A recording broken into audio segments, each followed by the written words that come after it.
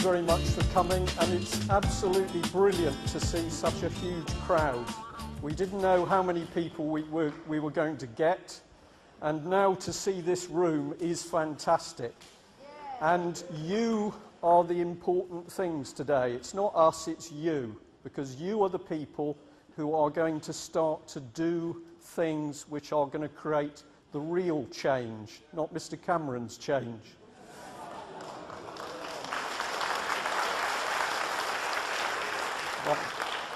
Right, I've got to be very careful because I overran my time in a recent talk, and Roger's going to be watching me very, very closely. It's very hot in here, so I just want to do something. Hold on.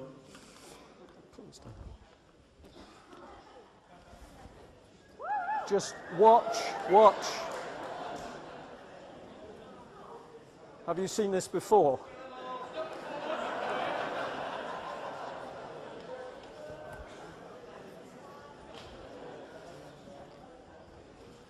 Now, you can trust me because my name's Tony.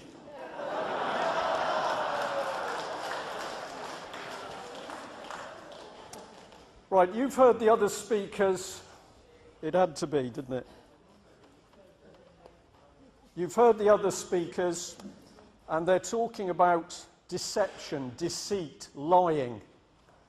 You've had an explanation that something is working under the surface, and it's not very nice. And John said quite rightly that humour is important. You can enjoy doing what you've got to do. But the fight is real, and the fight's not very nice, and humour is a weapon. So you can enjoy using the weapon, but don't think what we're playing with is a joke, because it's not. It's very serious. We are dealing with subversion, where our country is being taken apart from the inside. And if you want to know what the elite think of you, think of me, think of us, we are cattle. And I use that word deliberately. We are regarded as cattle. So we need to be very careful as we follow things through. We've come up from the West Country, and as you drive across the Somerset levels, going north, you see this figure. Has anybody seen it before? Yeah, it's a wicker man. It's a wicker man. And it was very difficult to get the photograph because that wicker man is moving around this country at the moment. He wouldn't keep still. Think about it. That was paid for out of public money. Somebody burnt it down, so they rebuilt it out of public money. And a little while ago, when it was getting a bit tatty, they spent £23,000 to have it refurbished. It's a wicker man, and the South West of England Regional Development Agency helped put this thing there. And the Angel of the North you've seen, there's a big white horse coming down in the southeast, a pale horse. I'm not going to dwell on this because I haven't got the time. That is a wicker man. That is now a symbol of what this country represents. And it doesn't matter whether you're Christian or you're a Muslim or you're a Sikh. People recognize what that is. It's evil. We got involved with a newspaper, and people started to tell us things, and I know a lot of you have seen this slide before, but our children are being taken away. They are being taken away under lies, falsified documents, perjury, police pressure, bullying. Mothers and fathers who try to prevent their children being stolen by the state are sectioned. And I know there's several people in this audience that have suffered this fate. Last week I was in court for 2 days, on Wednesday and Thursday, all day. There was a group of us from Plymouth and other places, went to support a mother who had her daughter taken away 10 years ago, and they've never been reunited. The judge in that court case allowed the local authority to have two witnesses, one who seemed to tell a story which didn't tie up. He would not allow the mother to bring witnesses into court, even though she had 4 local councillors who were prepared to say that 10 years ago they knew their own council had broken the law, and their investigations had subsequently reinforced that. There is no justice, and the corruption in the judiciary to the highest levels is appalling.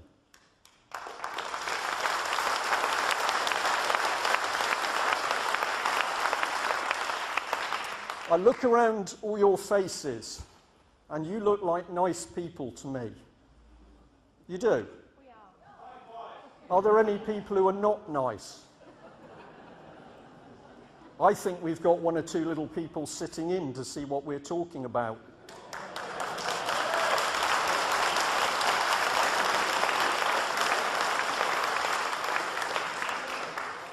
You're nice, and I hope I'm nice, but that's a huge weakness sometimes, because it means that you can't imagine how nasty, nasty people can be.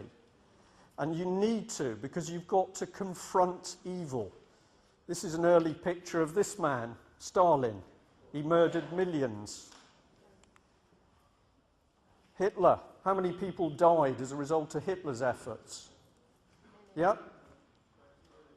20 millions of people. These are incredible people. Any names for this one? Pol Pot, Cambodia, millions of people.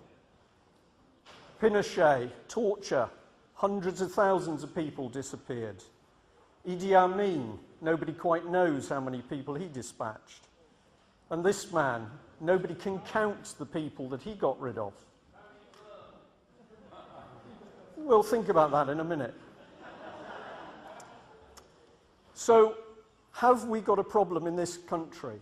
I think today, with all the speakers, we've finally got home that we've got a huge problem. And the bad news is that we haven't got a lot of time, because things are accelerating. You can see a police state being built around us.